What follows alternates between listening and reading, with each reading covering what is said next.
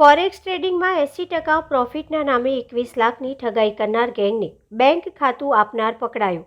Forex ટ્રેડિંગના નામે વડોદરાના investor સાથે ઓનલાઈન ઠગાઈ કરનાર ગેંગને બેંક એકાઉન્ટ આપનાર સાગરીતને પોલીસે મહારાષ્ટ્રથી ઝડપી પાડ્યો છે।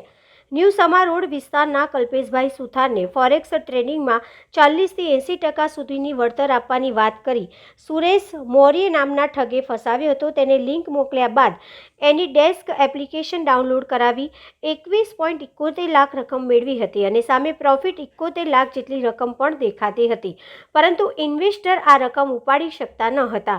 આ બનાવમાં વડોદરા સાયબર સેલના પીઆઈ BN પટેલ અને ટીમે અગાઉ 3 આરોપીને પકડ્યા હતા, જ્યારે ઠગ ગેંગ માટે બેંક એકાઉન્ટ ખોલાવનાર ધોરણ 8 સુધી ભણેલા સાજિદ ખાન, આસિફ ખાન પઠાણને નંદુબાર ખાતેથી ઝડપી પાડવામાં આવ્યો છે।